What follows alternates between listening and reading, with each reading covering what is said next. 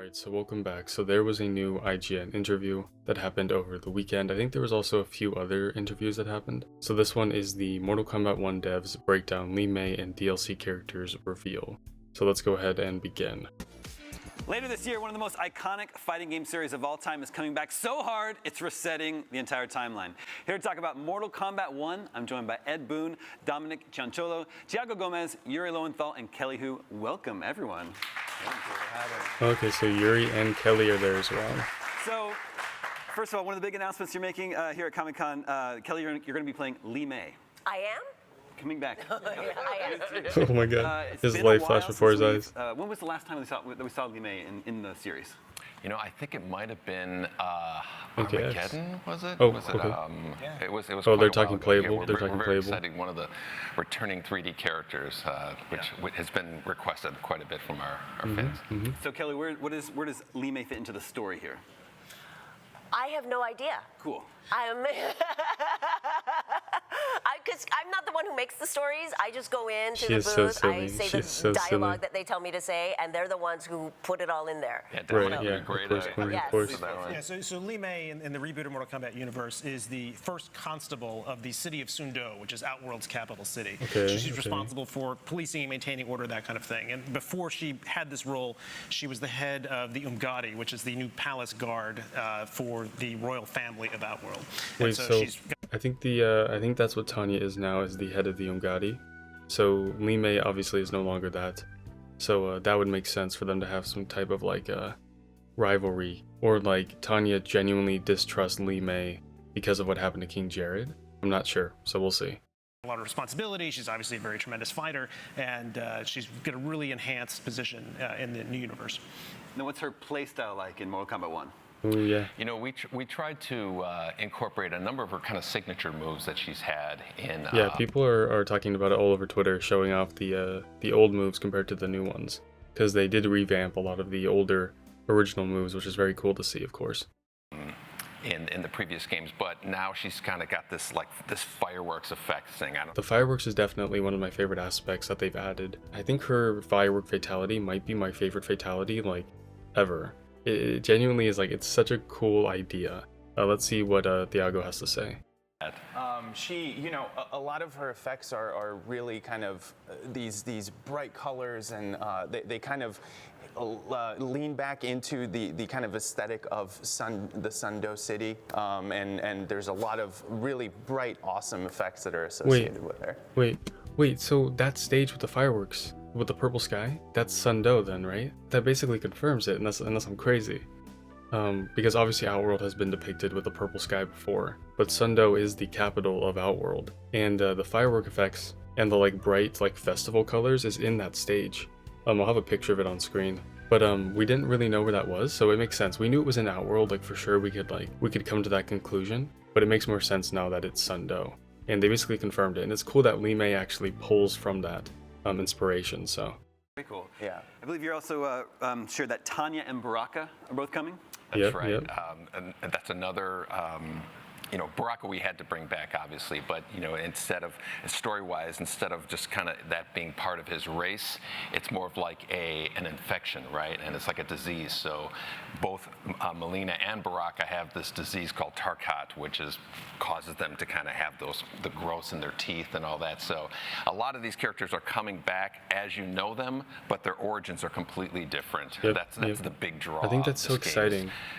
I genuinely don't. I think there's been a massive rise in people who are like experiencing distaste with the new MK1 story and the way that they're rewriting characters, but that was the whole point. I don't understand like if people want these characters to stay stagnant or they want them to be the exact same as, like, the whole point of this new timeline was to do this, was to rewrite these characters and to take characters that we knew about and we already loved, but put them in new scenarios that we could have never seen them in the old timeline. They made some decisions that made the story kind of like confine itself, and it was hard to actually grow outside of that without some crazy retcons. And so the new timeline gives them a perfect way to not only retcon some things, but give us like a completely new look at these characters, and actually like put justice to these characters, you know what I mean? Like give them proper writing, give them proper love and care. And that's something I really love about this. characters that you know in completely brand new story. Yeah, so in terms of that sort of timeline reset, what were the elements of Mortal Kombat lore that you were most excited to tweak and have fun with? I mean, there was a lot. I mean, when the decision was made, we wanted to reboot, wanted to do something different. I was really looking at all of that great foundation that we had before, and so talking with Ed about it, what he really wanted to do was take that foundation, but take the story in a completely different direction, so that we're surprising people and adding that novelty to it. Right. No, this is exactly what I said. They keep the foundation, keep the characters, but take them in a new direction and new places that, if anything, can be better than the past. Not saying that they're objectively better or anything, but they can make these characters have more merit to them, have more nuance especially. And that's something that was always hard to do with the older games, with just having bios and the endings to tell the story. But with MK vs DC and every game following that, we had the new cinematic story. However, it still has its own faults to it. They can't really tell a full-fledged story. They can't adapt these characters perfectly. And so this gives them a fresh, clean slate to do so and change what they see fit. So I do really like this. Again, I don't want to keep rambling about it, but I do like this decision. And so being able to play with the classic Sub-Zero Scorpion relationship, playing with Melina's origin, and sort of her relationship to Katana and Sindel, it was a lot of fun to I'm be very able excited to about all of those Melina. things and just push them in a slightly different direction. Yeah, there are hints of things that again, there's always like a competition between Scorpion and Sub-Zero, but now they're not deadly enemies who are trying to kill each other. They're brothers, and it's kind of like a brotherly. One example of all the kind of things that we've kind of twisted around with the characters, the relationships, and throughout the game. And again, Liu Kang and Raiden have literally switched. Yeah, honestly, this hasn't been talked about as much recently. It's like the god, and Raiden's like the more common person, and so it's great. Common person. To me, that's one Could've of the just said, things like, I'm most student excited or about monk. with this game story. Now you're playing Smoke. What is this version Yes, of Yuri, Smoke like? Yuri. Again, I'm going to throw it back to Dominic just to make sure that he's in the right place. As far as the lore goes. I mean, one of the things that really attracted me to this when I was originally cast was, I said, I'm not really big into fighting games, and then Dominic started going down this story path with me, and I'm like, oh, that's something I can connect to. That's I love. Oh, that's actually awesome to hear. What got me. That's actually so cool to hear, because that is the thing that makes NRS fighting games very different and has always made Mortal Kombat different from other fighting games in the industry, and that is their focus on story modes. It's something that can help not only the barrier of entry into a fighting game, but also give people more connection to characters. Because especially in older fighting games where story wasn't as prevalent and definitely was harder to tell, if you didn't just enjoy, the nitty-gritty, getting deep into the fighting mechanics of the game, the depth there was actually kind of hard to enjoy.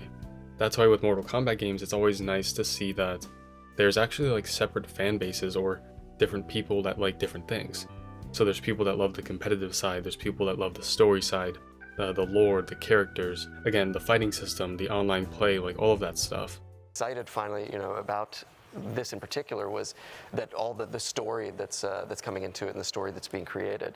That's awesome though. I'm glad they got Yuri. I'm glad they got him on He's board. in the Link Way and all the. Smoke is he is very similar to what we've seen before. The big difference is that we are playing up the relationship that he had with Kuai Liang, Scorpion.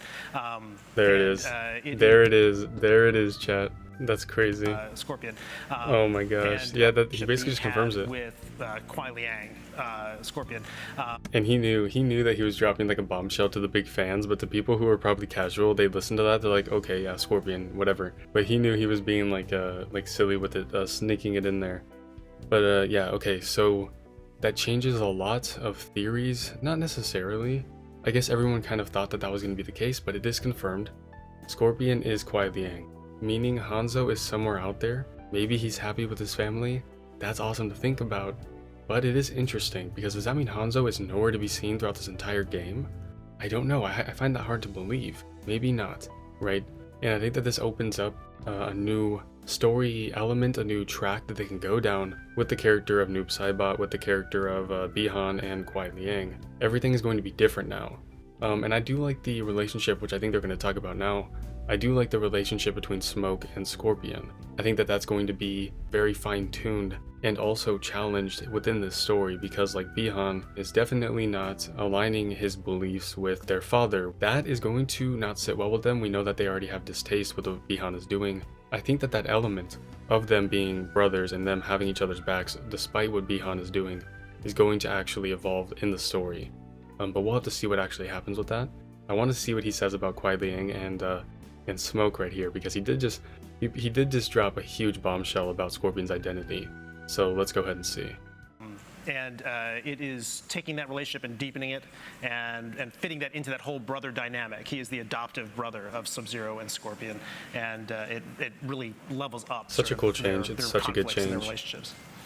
And as for DLC fighters, I think you've confirmed now it's official: Peacemaker, Homelander, and Omni-Man. What a trio. I heard that, I thought Was that Yuri? I think Yuri. Yeah, Yuri's shocked. He's like, that's crazy. Is there a theme? Because I think with Mortal Kombat X and 11, there was sort of a theme to your DLC characters, horror movies and like action movies. Sure. What's the theme here?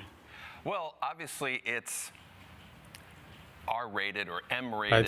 I'd say it's like anti-heroes, right? Because like on the surface, like Peacemaker, Omni-Man, and Homelander all seem like superheroes, but they're like not. They're like actually evil people, but they like murder people in order to fit the status quo or whatever they think is actually quote unquote heroic. I know I wasn't excited about them the other day, which I still kind of think that the choices could have been better, and I don't really care about guest characters all that much. But while I was sick the last few days, I did watch some of The Boys. I think I'm on episode like 6 maybe, so yeah. Homelander is crazy. He definitely is a crazy pick. I can see why people think he's insane. But as of right now in the story, he just seems like super, I don't know, he's mentally ill and he has really bad mommy issues. But anyway, that's a topic for another time. Let's continue. Heroes, right, and villains, more from like the kind of the comic book genre. Again, Peacemaker, Homelander, Omni-Man, they're all kind of in this hyper and violent category of guests, and that's kind of like the theme there, along with the Mortal Kombat characters of Takeda and Quan Chi and I'm drawing a blank, and Ermac. Yeah. Oh no, Ermac fans are not gonna like that. He forgot Ermac. That's crazy. But yeah, Takeda, Quan Chi, Ermac are crazy picks.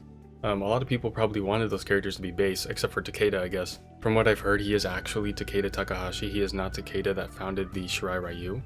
So it seems he's from an alternate timeline, maybe even the past timeline. We'll see. Let's continue though. It's kind of like if you think of like the Omni-Man and the Homelander, that's kind of category that is our guest characters. I imagine for a lot of viewers of The Boys, watching fatalities being performed on Homelander will be cathartic. Oh yeah, yeah. I think a lot of people, just seeing Homelander and Omni-Man in the same frame will be just, again, one of those classic who would win in a fight kind of scenarios. Yeah, that's cool. Even though I'm not a huge fan of guest characters, I do like that thought process, and I like that it feels like it comes from a place of being a fan. It feels like it comes from a place, even with what Ed just said, it feels genuine. It feels like he genuinely is excited, and he's like, yeah, look at how crazy this is. This is hype. It genuinely is like that fantasy in your mind when you're a kid. You're like, who could win? Goku versus fucking, I don't know, insert character, right? And that feels like what is happening here. It is like that fantasy, that imagination and hype and excitement for these characters to face off against each other. It is something that is consistent so far within the guest characters, so we'll see how that evolves. I wonder what Combat Pack 2 is gonna have. Players will be able to kind of see the results of. Yeah. So Mortal Kombat 1 is coming to PS5, Xbox Series X, and SMPC, and Nintendo Switch. First of all, how? How is that even possible? A lot of that work, is silly. Yeah, a that's lot true. of optimization, but we are very excited with how that version is turning out too. Yeah. I'm excited to see that one too. Let's see. The cameo fighter system, there's a lot of conversation in the community. How do you feel about the fan reaction to that mechanic coming out of the recent online stress test? I'd say it's we good. couldn't be happier. Okay, good. The Good to hear. Good to hear. players have come up with, which is exactly what we wanted to happen. They've come up with their own combos that we've never even seen before. And once something like that happens, we really get excited, because then we kind of feel like we've thrown out the tools for the sandbox for players to, just kind of come up with their own stuff. Right, that's the beauty of it for sure. That's That exactly what is the happened. beauty of it. And, I couldn't be more excited about how players have embrace that feature. I'm super excited to play Mortal Kombat 1. Mortal Kombat 11 was really big for me, so Yeah. very excited to return to this whole series. Thank you all so much for coming by the IGN stage here. That was interesting. So obviously some big takeaways. What was it? I'm drawing a blank, like Ed said about Ermac. What is it? Oh, Scorpion is Kuai Liang. That's exciting. It did seem pretty obvious over time. However, it would have made sense that he was still Hanzo Hasashi and then Kuai Liang was like another brother, etc. But now this just opens up the door to have Hanzo be not only by himself, maybe with his family, or Hanzo can be a completely different character altogether. So again, this timeline has like no rules. So for all we know, right? I'm trying to think of a character. Let's say like Baraicho. So Baraicho, he is like somebody who trained a lot of the Shaolin monks. And let's say in this timeline, Baraicho is actually Hanzo. You know what I mean? Like that can happen. These characters can take over the identities of other characters, and it doesn't necessarily ruin them. Like I don't think this ruins Kuai Liang. I just think that it's basically switching Hanzo and Kuai Liang's spots as characters. The identity of Hanzo Hasashi, the identity of Kuai Liang are still going to exist in this timeline. It's just going to be within different people.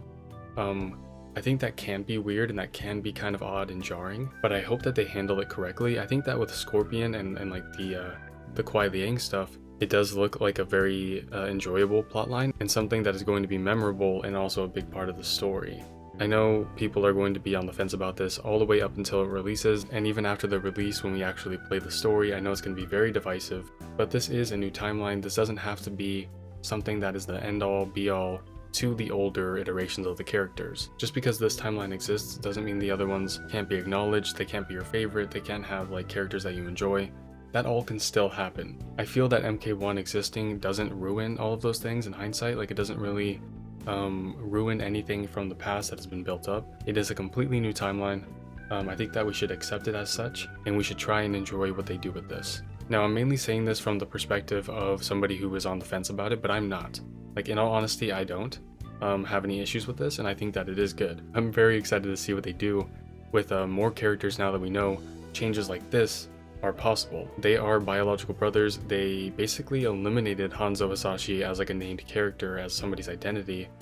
So where does he fit? For all we know, their father was actually Hanzo. Like, we don't know, right? So we'll have to see what happens. And let me know your guys' thoughts on everything that they talked about here. I wish they would have talked about Li Mei a little bit more, but I guess they kind of gave all that they could about Sundo returning, and the firework powers, very cool by the way. The Sundo stage, we basically know that that stage is Sundo. And Li Mei, even though she's not part of the Umgadi anymore, she is like still a police officer essentially for Outworld. And thank you for being patient with me. I've been very sick, so I'm trying to cover all the stuff I missed while I was sick. Stay safe, stay hydrated, and I'll see you all in the next one. Bye-bye.